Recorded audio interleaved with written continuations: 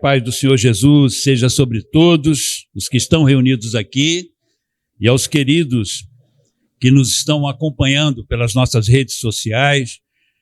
Sejam muito bem-vindos. Antes de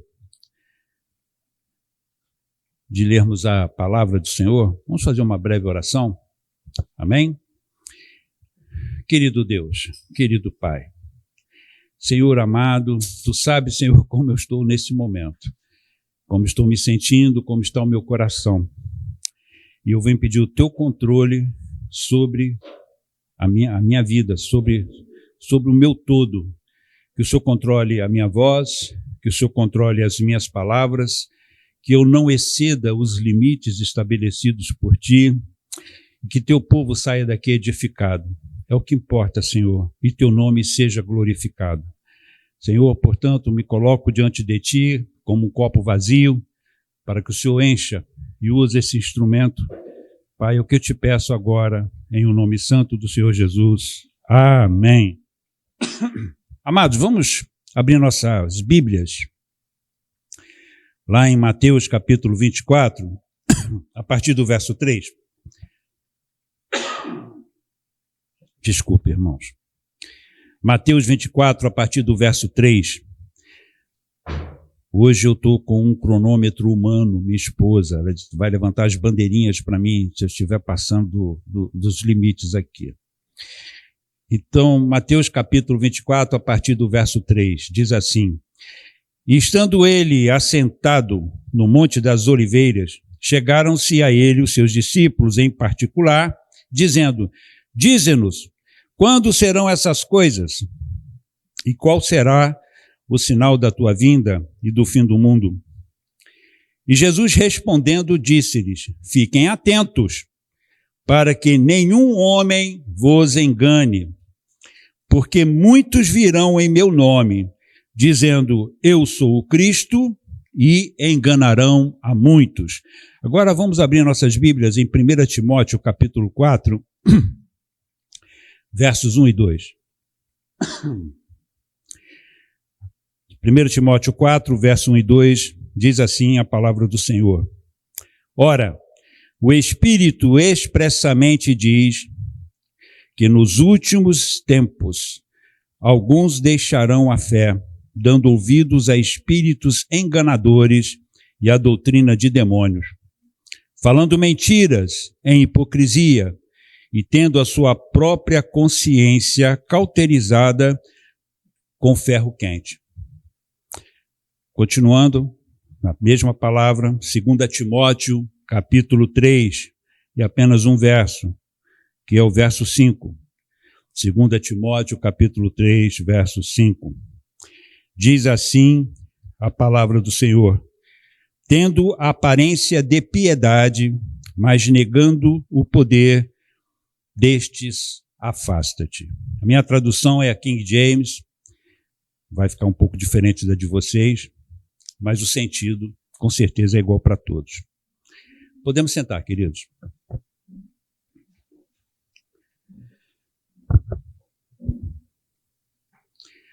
Amados, o que eu tenho para falar hoje aqui não é muito fácil, não. Porque eu vou verbalizar, eu vou tentar colocar para fora algo muito forte dentro do meu coração, que vem me incomodando há muito tempo, irmãos, a ponto de me deixar numa situação de, eu não sei definir, minha esposa sabe muito bem como eu tenho ficado por conta das coisas que eu tenho visto e ouvido. Estamos vivendo dias tenebrosos, irmãos, dias muito difíceis. E confesso aos amados que eu não fui criado dentro de um ambiente com tanta falsidade e com tanto engano. Sou do tempo, né? E é do tempo bem antigo, que santidade era uma coisa que era para ser honrada, seguida, que ter uma vida voltada para Cristo era algo de suma importância. O evangelho era algo duro. O evangelho ele não prometia coisas, ele só prometia uma coisa, que Jesus estaria conosco todos os dias até a consumação dos séculos. E ao longo do tempo a gente vem vendo uma série de transformações que têm acontecido, né? E é muito triste o que nós estamos vendo. Então é sobre isso que nós vamos falar agora. Nós vamos falar sobre o engano. E o título dessa mensagem, tá, é exatamente este aqui: a crueldade do engano. O engano ele é cruel, porque o engano mata. O engano ele não perdoa, ele mata. Ele está destruindo milhões de vidas nesse exato momento, a partir de púlpitos como esse. E isso tem me incomodado. Isso tem me deixado tenso, tem me deixado triste, porque a verdadeira palavra de Deus não está sendo mais pregada da forma como a Bíblia nos mostra. Então, antes de nós entrarmos no escopo da mensagem, vamos entender a parte conceitual, né? Essa parte, o que é o engano? E aqui está uma definição clássica. Quando eu falo definição clássica, é definição tirada de dicionários, né? De academia, vamos dizer assim. Engano é um ato ou declaração que esconde a verdade ou promove, presta atenção, ou promove uma crença, conceito ou ideia que não é verdadeira. O engano pode, presta atenção nisso, o engano pode envolver dissimulação e propaganda, bem como a distração, camuflagem ou ocultação. O engano nos induz ao erro, frustração e, por fim, a morte. E aqui nós temos um bom exemplo, que é o exemplo dos aplicativos que ajudam os motoristas que trabalham, né, com seus veículos. Então nós temos um bom exemplo, que são aqueles aplicativos que auxiliam os motoristas no seu trajeto. Não é incomum, aqui na cidade do Rio de Janeiro não é incomum isso, tá? Termos notícias de que alguns destes motoristas foram mal orientados e induzidos ao erro, entraram em zonas de risco e, por fim, perderam suas vidas. Eu quero que vocês tenham essa imagem na mente. Quantas vezes lemos nos jornais ou no noticiário que algum motorista, seguindo a orientação daquele determinado aplicativo, entrou dentro de uma comunidade e ali ele morreu. Eu conheço N histórias. Então não é uma coisa incomum. Aqui na cidade do Rio de Janeiro não é incomum. É assim que está acontecendo hoje com a vida espiritual de muitos cristãos. Estão sendo induzidos ao erro, porque alguém está ensinando aquilo que a Bíblia não ensina. Estão falando coisas que a Bíblia em nenhum momento falou. Então, como é que a gente pode combater o engano? Com uma boa informação, irmãos. A informação de qualidade sempre será segura.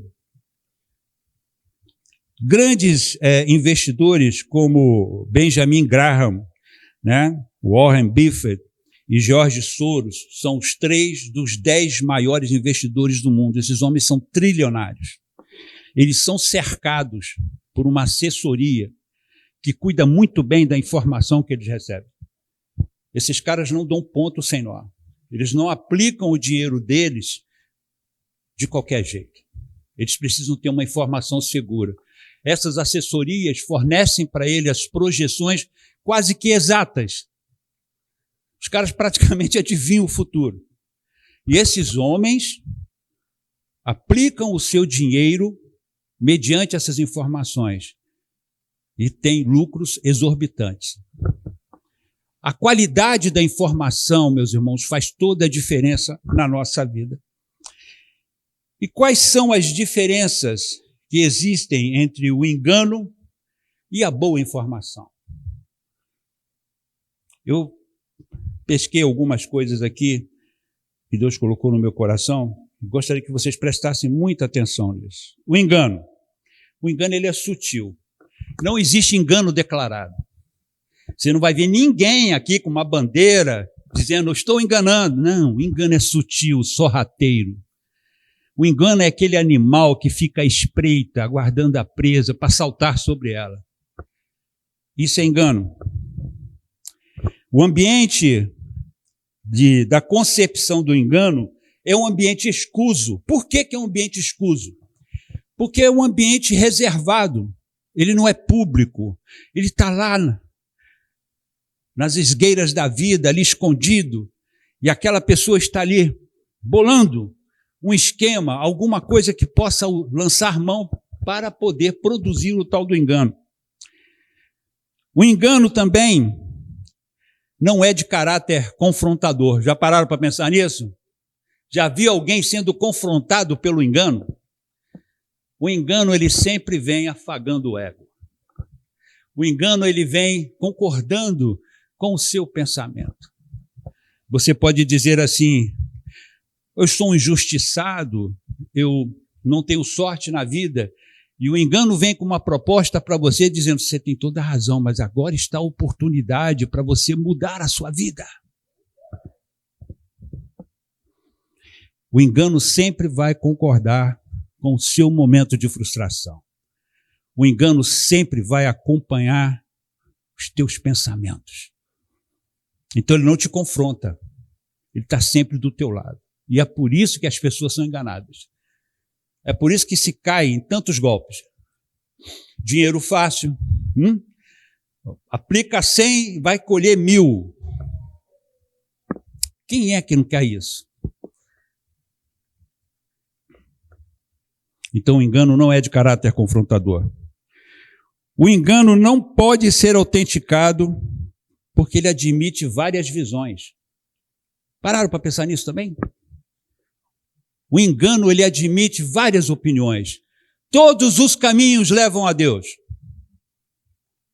Que coisa maravilhosa. Você pode escolher qualquer caminho, ele vai levar você a Deus. E a informação de qualidade? Vai entrar muito na minha área, na área do pastor Carlos. A gente trabalha muito com segurança digital. Eu trabalhava, agora não trabalho mais, mas o Carlos está nessa vibe aí. A informação de qualidade. Prestem atenção na informação de qualidade. Primeira coisa, ela tem confidencialidade. O que é uma informação que produz confidencialidade? Quando você fala de confidencialidade, você está avaliando a fonte, não a informação. A fonte que está produzindo aquela informação. Então ela aponta para a fonte da informação que não deve sofrer nenhum tipo de interferência. Ela precisa ser íntegra. Esta fonte ela tem que gozar de integridade absoluta.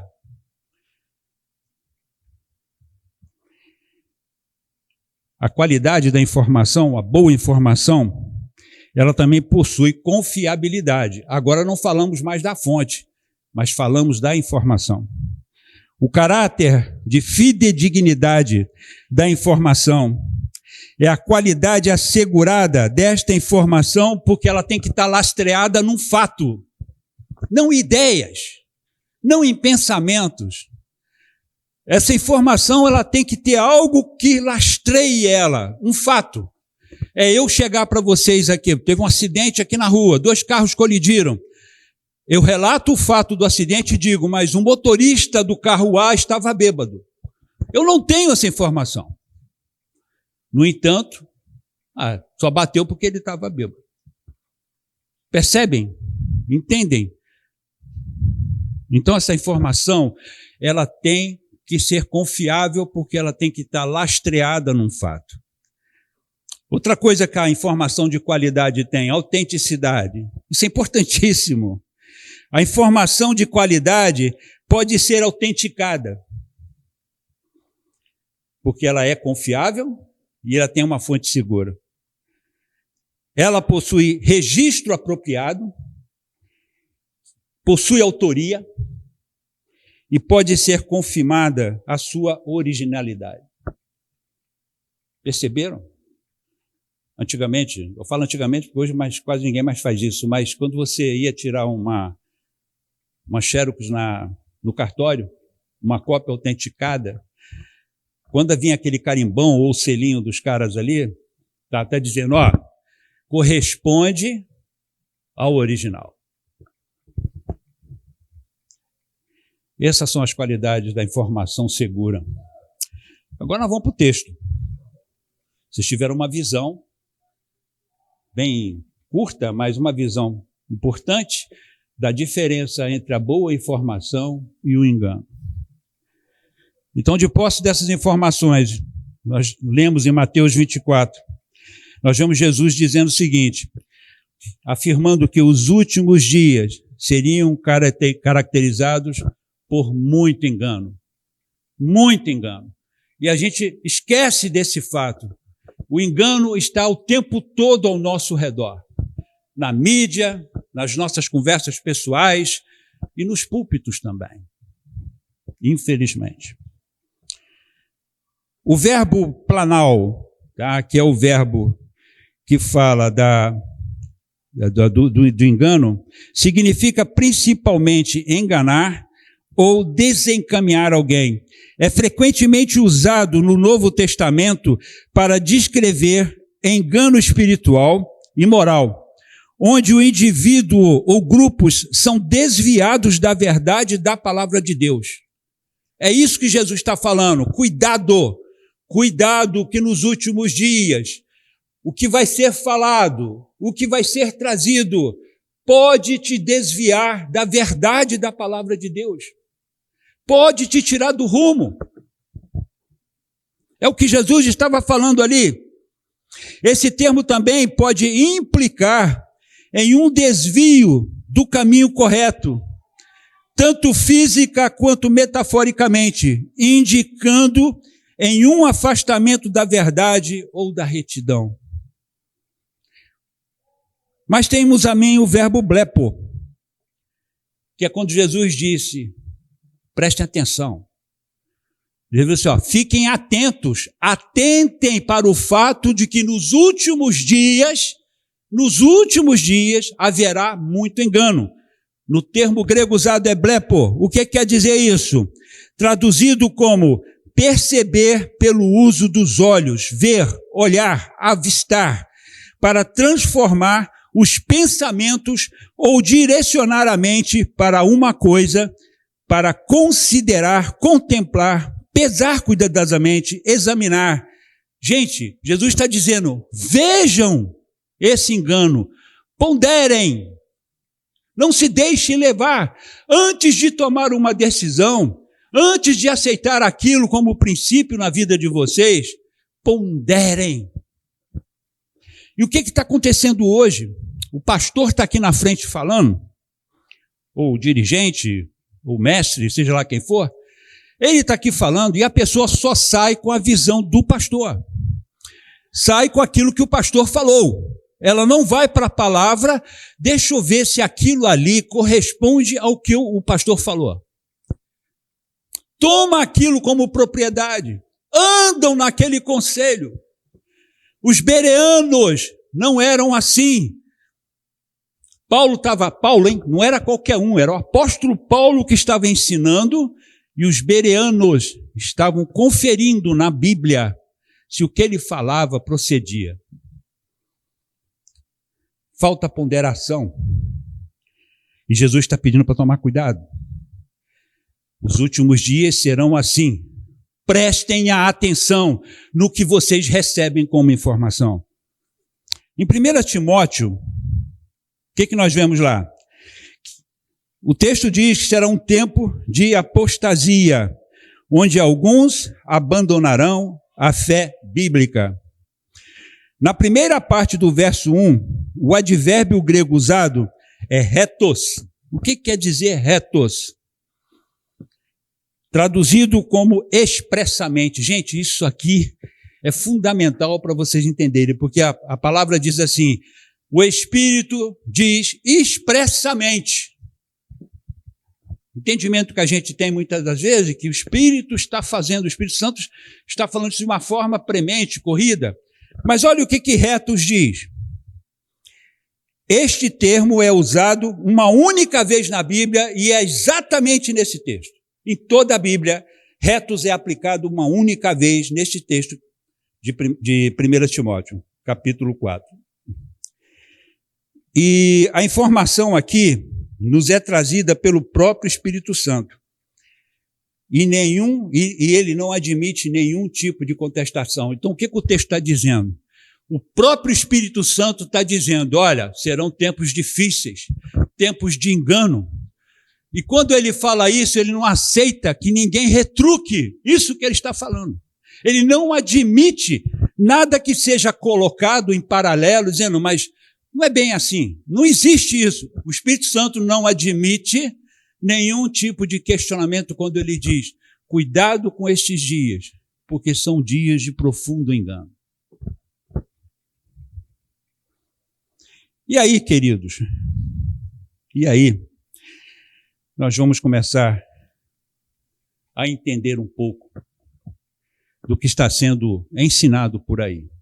Eu separei 3 ensinamentos antibíblicos e, como o texto diz em Timóteo, doutrina de demônio. Nós não podemos tratar isso e dar isso uma outra qualificação, porque é a qualificação que o Espírito Santo dá. É uma doutrina de demônio. Eu vou citar 3 delas aqui, sendo que a última, na minha opinião, é a mais grave de todas. Eu vou gastar um tempinho a mais nessa terceira. Mas o primeiro ensino de demônio que nós temos aí, que muita gente está acompanhando, né? São milhões de pessoas. Jesus é o centro do Evangelho, mas nós somos o centro de Jesus. Isso é uma das maiores falácias que o ser humano pôde criar. Nós nunca fomos o centro de Jesus. O centro de Jesus era a vontade do Pai. Jesus só se importava com uma única coisa, em fazer a vontade de Deus, em cumprir o que Deus queria que ele cumprisse. E aonde nós lemos isso, queridos? O texto de João 6, em especial o versículo 38. João 6, o Evangelho de João, capítulo 6, é bom que todos leiam ele todo.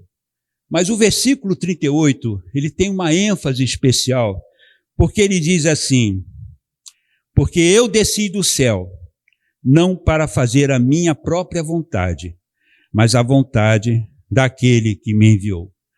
E no texto de João 6, vocês vão ver também o próprio Jesus falando, a minha vontade é fazer a vontade do Pai, porém a vontade do Pai era a salvação de todo o homem. Então ele coloca ali na carga de Deus, Pai, o fato de que era desejo dele, é desejo dele que todo homem seja alcançado pela mensagem do Evangelho e alcance a salvação em Jesus Cristo. Mas Jesus veio aqui para cumprir esta meta que é do Pai. Percebe? Então nós não somos centro de nada. Já começa por aí. Não somos o centro de Jesus. Outra mentira terrível. E aí, antes de entrar na segunda, e por que isso é importante, irmãos? Porque isso dá uma relevância para nós que nós não temos. Nós não temos essa relevância, tá? A ponto de acharmos que somos alguma coisa além daquilo que Deus determinou a nosso respeito. A Bíblia diz o que nós realmente somos. A Bíblia declara do que nós somos constituídos. A Bíblia fala que o nosso coração é enganoso, ele é mau. Ele é mau. Eu gosto muito quando o pastor Carlos fala, ele falou uma coisa para mim uma vez que eu nunca mais me esqueci. Pedro precisou ficar afastado de Jesus pouquíssimos minutos para negá-lo, amaldiçoar aqueles que estavam com ele e xingar. Há pouco tempo atrás, Pedro estava dizendo, eu morro contigo. Mas bastou ficar um pouquinho de tempo só afastado de Jesus para ele revelar a sua verdadeira natureza. É o que nós somos. É o que nós somos, queridos. O nosso coração, ele é controlado, quando nos convertemos, ele é controlado pelo Espírito Santo. Nós não nos tornamos bons. Percebem? Somos renovados a cada dia, transformados à medida que nos aproximamos de Jesus. Mas a nossa natureza é ruim. Basta ficarmos um pouquinho só de tempo afastado. Tem um pastor que eu amo muito que diz assim: eu sei de onde eu vim. E se eu não orar todos os dias, tá? Se eu não orar todos os dias, eu volto para lá. E é um pastor, e um grande pastor que eu respeito e amo muito. É o que nós somos. Vamos para a segunda doutrina de demônio. Nós somos o ponto fraco de Deus. Eu estou falando de caras da internet que tem 12 milhões de seguidores. Não estou falando de qualquer um. Gente que está no Netflix, inclusive. Ele diz: nós somos o ponto fraco de Deus. Que Deus é esse que tem pontos fracos? Que Deus é esse que eu possa identificar um ponto fraco nele, mesmo que seja eu mesmo? O texto em Lucas, capítulo 12, versos 4 e 5, nos diz o seguinte: eu vos digo, meus amigos, isso saiu da boca de Jesus, tá? Eu vos digo, meus amigos, não tenham medo dos que matam o corpo e depois não tem mais o que fazer, mas eu mostrarei a quem deveis temer. Temei aquele que depois de matar tem o poder para lançar no inferno. Sim, eu vos digo, a esse temei. Não parece uma fala de alguém que tem pontos fracos? Porque é isso que Deus faz, e é isso que Ele vai fazer. No dia quando estivermos diante dEle, aqueles cujo destino é o inferno, Deus vai mandar para lá. E não tem jeito. Não tem choro. Não tem lamentação. Não tem justificativa. Não me parece um Deus fraco, ou que tenha pontos fracos. E agora eu vou gastar um tempinho, deixa eu ver quanto tempo eu tenho aqui. Uma bandeirinha vai subir ali. Eu quero ter um pouquinho mais de tempo sobre esse terceiro ponto. Eu considero esse a maior de todas as doutrinas de demônio que possa existir na atualidade. A igreja organizada e institucionalizada, ela não é bíblica. Outra doutrina de demônio. E está levando milhões de pessoas para o inferno. E aqui, meus irmãos, eu não vou dar a minha opinião. Eu vou dar o que está escrito na palavra de Deus. Ao contrário daqueles que defendem essa tese, que tentam colocar as suas opiniões ou as suas visões, eu vou dizer o que a Bíblia diz a esse respeito. Essa narrativa ela é utilizada para justificar o não congregar em templos, porque este não foi o modelo praticado na igreja primitiva. A primeira coisa que nós precisamos entender,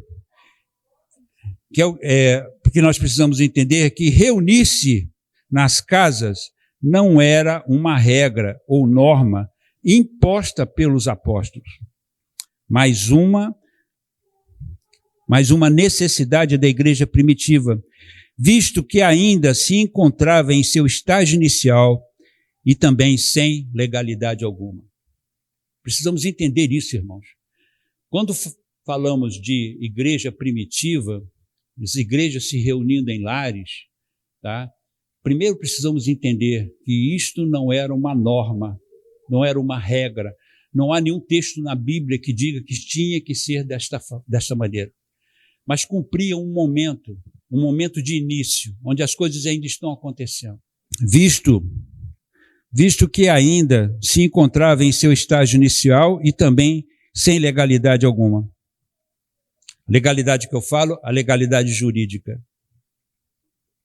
Não tinha como fazer isso naquela época, para ocupar formalmente outros espaços.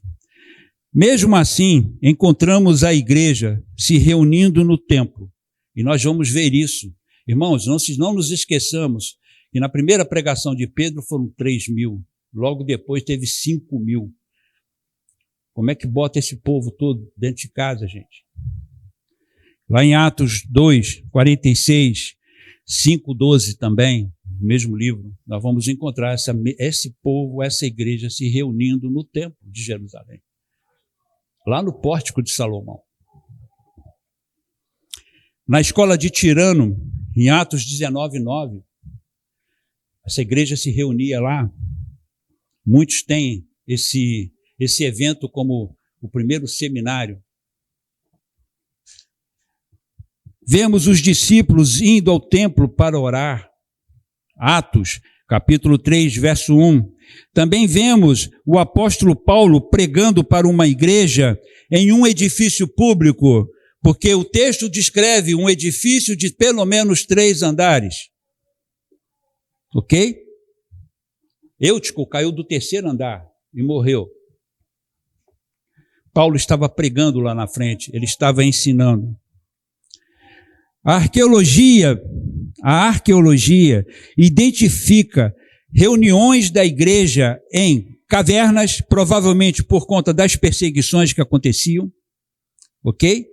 Ela também, o estudo sobre o culto cristão e o desenvolvimento dos espaços litúrgicos nos revela que antes mesmo de Constantino promover a construção dos templos, que é uma das alegações de quem defende essa tese, de que o imperador Constantino, a partir dali, foi ele que disseminou o culto público dentro de templos. Não é verdade.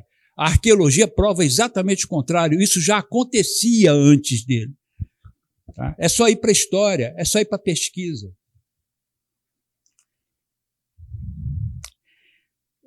Já havia iniciativas para a criação de um espaço mais adequado para a reunião da igreja.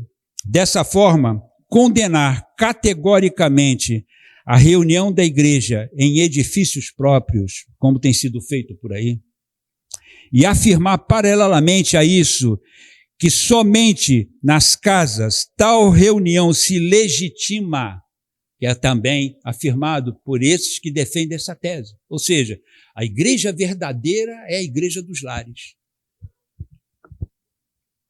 Nunca foi plano de Deus fazer com que a igreja se reunisse em locais públicos adequados para que pudesse fazer os seus cultos. Engraçado que a própria história, o Antigo Testamento, e eu também volto aqui, vou repetir, pastor Carlos fez uma pregação, está lá no nosso canal, procurem lá, que fala sobre nosso Deus é um Deus de princípios. Princípios. Princípios, ele é hoje e amanhã será o mesmo. Daqui a 1000 anos, continuará sendo o mesmo. A forma muda, mas o princípio prevalece. Então nós vemos Deus dizendo, eu sou Deus, vocês são meu povo. Vou dar as regras para vocês de como vocês devem me adorar.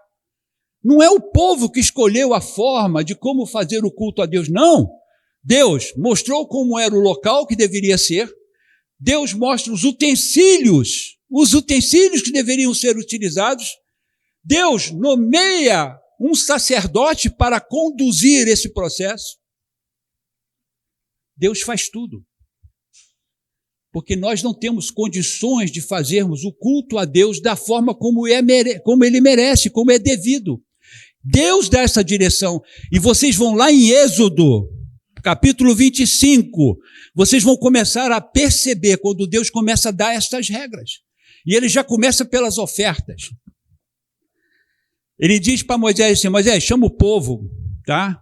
Mas aceite oferta somente daqueles que tiverem o coração livre para isso. E aí ele já impõe o primeiro princípio, a oferta ela é de coração e segundo as posses de cada um.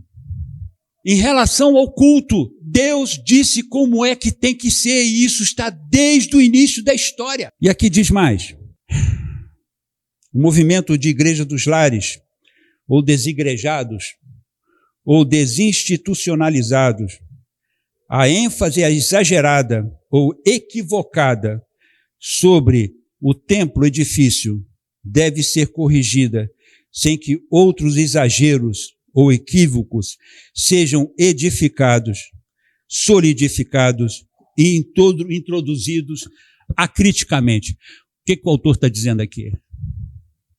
Estão, para corrigir um problema, estão criando um outro maior.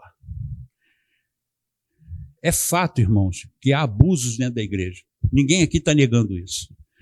Ninguém está negando que há, às vezes, uma relação abusiva da liderança ou da forma como aquela igreja se conduz. É fato. Isso é fato. Não discuto isso. Agora, não se corrige esse erro fazendo um erro maior, de que é abandonando a congregação e justamente descumprindo uma ordem direta de Jesus, dizendo, olha, não abandonem as suas congregações. Existem formas, meios dados por Deus para que possa ser corrigido tal problema. E se não for corrigido, não importe qual a razão, tá? Deus te levará a uma outra congregação. É outro exagero dizer que todas as igrejas estão contaminadas, todos os púlpitos estão corrompidos. Não é verdade, isso é uma mentira. Existe gente ruim, gente terrível, em todas as funções da vida. Existem igrejas boas, que temem a Deus, que andam na palavra, que seguem direitinho o que o Senhor nos ensinou. Colocar essas igrejas no mesmo balaio de algumas que fazem a coisa rolar de uma forma indevida, isso é um exagero, é um equívoco, e muitos estão fazendo isso. Não há função, meus irmãos, sem forma. Preste atenção nisso aqui. Não há função sem forma, e nenhum organismo sobrevive sem organização. E aqui nós vamos entrar numa parte muito importante de entendimento do que é uma igreja. O que é uma igreja segundo Deus, não segundo o homem? A igreja é um organismo vivo. Isso está declarado lá em 1 Coríntios, capítulo 12, 27, quando Paulo fala das partes do corpo. Quando ele diz que Jesus é o cabeça, nós somos membros desse corpo, cada membro com a sua função específica, dada por Deus. Somos um organismo vivo, irmãos. Organismo vivo, ele não consegue sobreviver sem uma organização. Nós temos vários sistemas no nosso corpo. Sistema digestivo, circulatório, vários sistemas. E todos esses sistemas interagem, obedecendo uma organização. O nosso cérebro organiza tudo.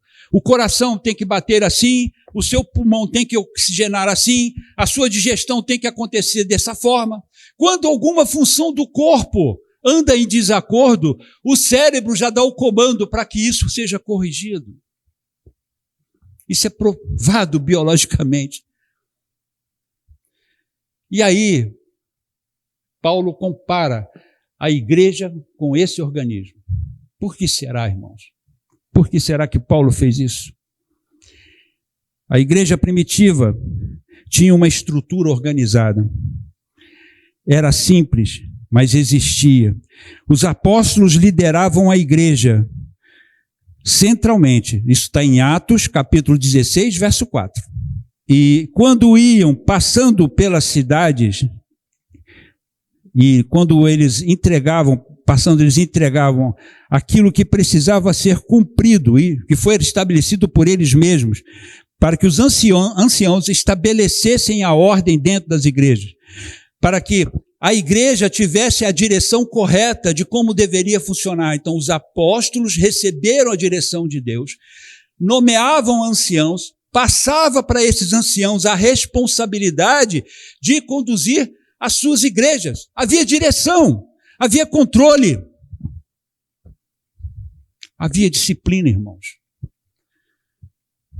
Quando Ananias e Safira resolveram dar um golpe, e Pedro, orientado pelo próprio Espírito Santo, disse: por que você mentiu ao Espírito Santo? Ananias cai primeiro, morto, fulminado por Deus. Os homens levam o corpo dele. Logo após, Safira chega. Pedro pergunta para ela, essa é a história mesmo? Está certo? Não, está certo. Positivo, verdadeiro. Pessoal, os homens que levaram o corpo do teu marido vão levar o teu agora. E ela cai no chão. Disciplina! Disciplina! A igreja precisa ter disciplina, irmãos. A igreja precisa ser organizada, ela tem que ter liderança. Se não houver liderança na igreja, ela não sobrevive.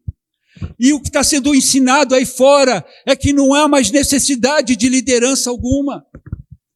Que em nenhum momento, em Atos dos Apóstolos, você enxerga isso. Que Paulo, na sua segunda viagem missionária, por exemplo, não levantou nenhum ancião. Porque era a própria igreja que se definia e se resolvia. Como pode haver disciplina na igreja sem liderança? Como pode haver organização na igreja se não tem um corpo? Alguém que esteja ali pensando, recebendo de Deus e fazendo acontecer. Nesta igreja aqui, nós somos 5. Nós somos 5. Por que somos 5 aqui? Porque discutimos tudo que vai ser feito aqui, antes de implementar. E mesmo nas divergências, quando elas acontecem, a coisa é dirimida dentro da palavra. Tem alguém que bate o martelo. Tem alguém que diz assim, não, vamos fazer dessa forma. Nos pequenos detalhes, coisas simples. Até as coisas mais graves em relação às pessoas, aos membros. Então vamos ver aqui algumas coisas importantes. Os apóstolos ensinavam a igreja, está em Atos 2:42, cuidavam das finanças. Atos 4:37. Nomeavam líderes locais, ao contrário do que muita gente diz, que não tinha líderes. Não, tem que ter líder. Isso está escrito em Atos 6:6, Atos 14:23. Se reuniam em concílios, porque nós estamos ligados a um outro colegiado, com quase 20 pastores. Eles se reuniam em concílios, Atos 15, de 1-6. Tudo isso é bíblico, irmãos. E estão pegando isso e tirando da palavra, e eu vou dizer para vocês como eles estão fazendo isso. Estão ensinando que você pode ficar em casa. Quem é que faz o contraponto para você na sua casa? Quem é que vai chegar para você e vai dizer você está errado no seu pensamento? Porque isso não está na palavra. Quem é que tem poder de voz e força para impedir que você cometa o erro? Muitas igrejas estão afundando porque os pastores são absolutos dentro dela. E você vai ver no livro de Atos que todas as congregações tinham pastores, plural. Era mais de um, para não ter ninguém absoluto ali. Perseveravam na doutrina dos apóstolos, na comunhão, no partir do pão e nas orações. Quem deu liderança à igreja foi o próprio Jesus Cristo, com o fim de preservar a sã doutrina e a disciplina. Está escrito, aonde, Cleito? Efésios capítulo 4. Meu Deus do céu, eu não sei o que acontece com as pessoas. Um texto mais claro do que esse é impossível. Efésios 4, a partir do versículo 11. E ele mesmo quem? Jesus, deu alguns para apóstolos, alguns para profetas, alguns para evangelistas, alguns para pastores e professores, mestres. Agora, olha o versículo 12. Prestem atenção no que o versículo 12 diz. Para o aperfeiçoamento dos santos. Para que ele deu esses líderes? Para que os santos fossem aperfeiçoados. Não há aperfeiçoamento longe da liderança, porque ela tem uma responsabilidade. Para aperfeiçoamento dos santos, para a obra do ministério, para a edificação do corpo de Cristo, e foi por isso que Jesus instituiu liderança dentro da igreja. E quando vem alguém, um emissário de Satanás qualquer, trazendo uma doutrina de demônio, dizendo que não precisa mais de líderes na igreja, que não há necessidade mais de liderança. Muita gente aceita isso. Por quê? Porque é conveniente. É bom ficar em casa. É bom não ter ninguém perturbando a minha ideia, dizendo que eu estou errado nisso ou naquilo. É bom ficar de chinelo de dedo, bermudão, camiseta regata, debaixo dos lençóis ou deitado numa cama. Estou assistindo o culto. O culto não foi feito para ser assistido. A ordem é que eu tenho que participar do culto. Versículo 13. Qual é o objetivo final de uma igreja organizada? De uma igreja institucionalizada? Versículo 13 diz assim: até que todos cheguemos à unidade da fé, ao conhecimento do Filho de Deus, ao homem perfeito, à medida da estatura da plenitude de Cristo. Fora de uma igreja organizada, não alcançamos isso. Ah, Cleito, mas eu me reúno em casa com a minha esposa e filhos. Não vou mais à igreja porque eu não sinto mais necessidade. Eu vou te falar uma coisa, meu irmão, minha irmã, que está me ouvindo agora. O máximo que você alcança é um culto doméstico. Mais nada além disso. Não há crescimento fora da igreja. Não há crescimento fora da igreja. É aqui que nós somos confrontados. É neste lugar aqui que somos exortados, como está acontecendo aqui agora. Estou cansado de ver gente se deixando levar por essa rede de mentiras, porque não leem a Bíblia, não estudam a palavra, ficam apenas com aqueles versículos tirados, não sei de onde, fora de contexto, por esses pregadores do inferno. Desculpe, mas eu não tenho como falar de outro jeito. Porque tem almas indo para o inferno nesse momento. O culto dentro de uma igreja, irmãos, organizada, ele possui uma liturgia estabelecida. Não é feito de qualquer jeito. Não é feito no improviso. Não é feito segundo a maneira que eu acho que tem que ser. O culto, ele obedece uma liturgia. Essa liturgia, ela tem que acontecer dentro do lugar. O que não vai rolar dentro de uma casa. Detalhe, se ali não estiver uma igreja organizada. Isso está em 1 Coríntios 14, 26 a 33. A ordem de Deus é: não deixem de congregar. Mas não é congregar de qualquer jeito. Não é congregar da forma como eu acho que tem que ser. O texto diz assim: não abandonando a nossa assembleia, como é o costume de alguns. Antes, exortando-vos. Aonde que você é exortado? Na assembleia. É aqui, na comunhão com os irmãos. Uns aos outros, e tanto mais, à medida que vedes aquele dia que se aproxima. Está em Hebreus 10, 25. Nós estamos no tempo do fim. Jesus já começa dizendo assim, nesse tempo haverá muito engano. Vão ensinar coisas para vocês que eu não ensinei. Vão afirmar coisas para vocês que eu nunca afirmei.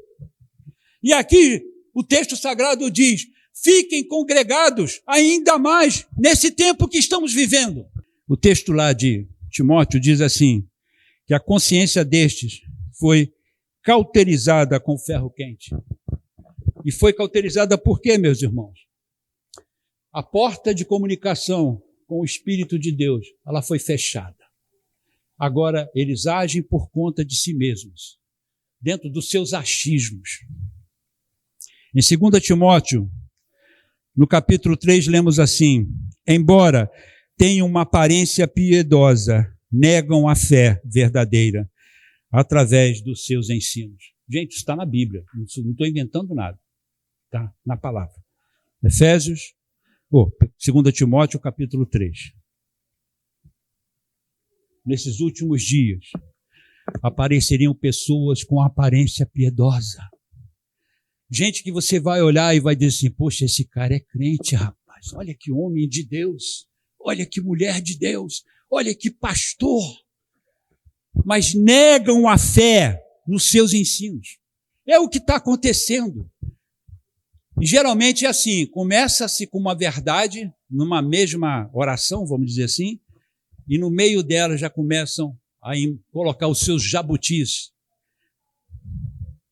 A Bíblia nos ensina que os ministradores enviados por Satanás possuem uma aparência piedosa, ou seja, falam e ensinam através da própria Bíblia. Tem gente que faz uma relação imensa de textos bíblicos, dizendo, não, é assim do jeito que eu estou falando. Ou seja, falam e ensinam através da própria Bíblia. Isso não é de surpreender, porque o pai deles, que é o diabo, se transforma também em anjo de luz. 2 Coríntios 11, 13. E diz assim, porque tais são falsos apóstolos. Olha só, esse apóstolo Paulo falando, tá? Vê se parece com alguma coisa dos nossos dias. Porque tais são falsos apóstolos, obreiros enganosos, transformando-se em apóstolos de Cristo. Um obreiro enganoso se transformando em apóstolo de Cristo. Verso 14. E não é de admirar, é Paulo que está falando aqui, não é de admirar, porque o próprio Satanás se transforma em anjo de luz. Portanto, aí Paulo chega a uma conclusão, versículo 15.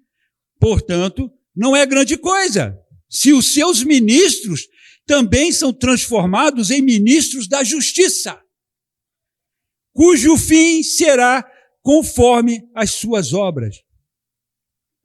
Então, meus irmãos, podemos identificar esses agentes nessa regrinha básica de 2 Timóteo 3,5, ostentando uma aparência de piedade, mas negando o poder dela.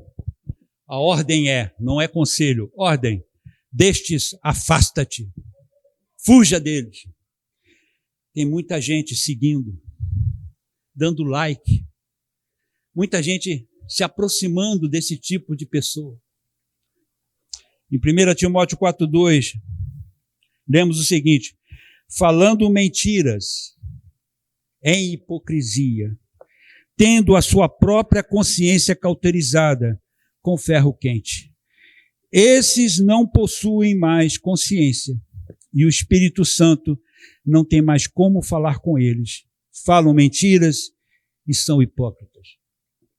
Eu encerro a palavra aqui agora com uma conclusão, de uma visão do apóstolo Paulo, uma maneira como ele enxergava tudo isso. Mas antes de passar isso, eu quero que vocês entendam. Esse movimento, ele é diabólico. E aqui eu vou falar para os pastores simpatizantes desse movimento, para aqueles que apoiam e concordam e acham que esse movimento é positivo. Eu quero te dizer pela palavra de Deus que esse movimento é diabólico. Ele está esvaziando a igreja. Ele está esvaziando a autoridade que Deus colocou dentro da igreja. Ele está esvaziando a Bíblia. Porque se vocês não sabem, é moda agora. Agora é moda. A Bíblia está cheia de interpolações. Tem pessoas que defendem a tese de que as cartas pastorais, porque qual é o grande problema? Eles afirmam que não há mais liderança na igreja. Eles afirmam que não é mais preciso ter pastor, ter nada disso, que a própria igreja pode se resolver sozinha. Aí você vai para as cartas pastorais e você vê Tito e Timóteo obedecendo Paulo na ordem que ele determina, Tito em Creta, por isso te deixei aí nesse lugar, para você constituir anciãos, para ensinar ao povo.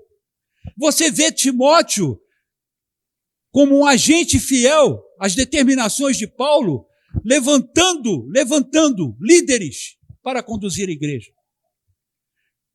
Como é que pode um negócio desse? Se uma parte da Bíblia, segundo eles, diz que em nenhum momento principalmente depois da segunda viagem missionária. Tá? Principalmente depois da segunda viagem missionária. Paulo nunca instituiu líder algum. Como é que aqui nas cartas pastorais a coisa é totalmente diferente? Resposta. Existem estudos, é o que eles falam, existem estudos que as cartas pastorais estão inundadas de interpolações, ou seja, observações que não são originais, observações que não foram Paulo, não foi Paulo que fez.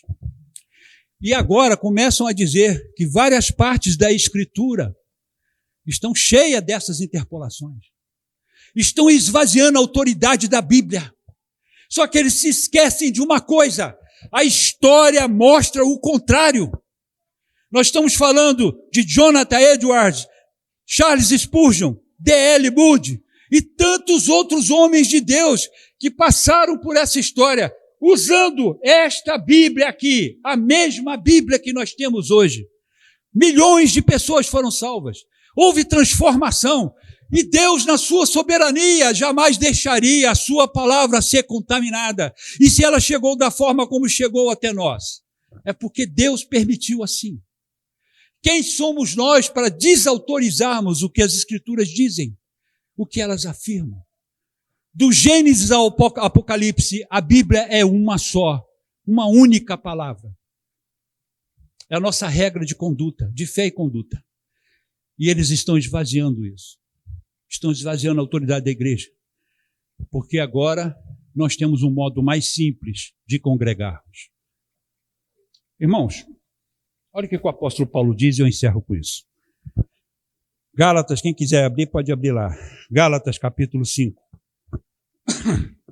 Dos versos 7 ao 10. Olhem o que o apóstolo Paulo fala. Vocês estavam indo tão bem. Quem convenceu vocês a deixarem de seguir a verdade? É claro que quem os convenceu não foi Deus, que os chamou.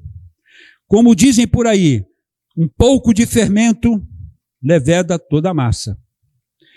Mas eu ainda tenho confiança em vocês. A nossa união com o Senhor me dá a certeza de que vocês voltarão a pensar da maneira certa. E também tenho certeza de que o homem que está perturbando vocês, seja ele quem for, será castigado por Deus. Paulo está tão estupefato quanto eu estou aqui agora. Vocês estavam andando tão bem. Vocês deixaram Jesus para seguir esses doutrinadores do demônio. Vocês se afastaram da verdade. E eu falo isso com muita dor no coração, porque eu vi pessoas nesta igreja deixando o nosso convívio para seguir suas próprias opiniões. Falei com essas pessoas, conversei com elas. Falei para elas, você não sabe o que você está fazendo. Você está indo para o inferno. Esse dia está chegando e um dia você vai estar diante do Cristo vivo. E aí, como é que você vai fazer? Você não tem nada para apresentar a esse Deus. Nem aí.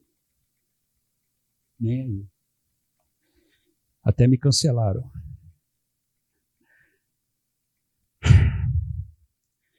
Paulo estava estupefato aqui. Nós, pastores, também estamos. Que Deus tenha misericórdia de nós, irmãos. São tempos difíceis. Nós precisamos reagir contra isso. Precisamos reagir. Como? Orando, pedindo a Deus sabedoria. Amém? Pastor Carlos, para suas considerações.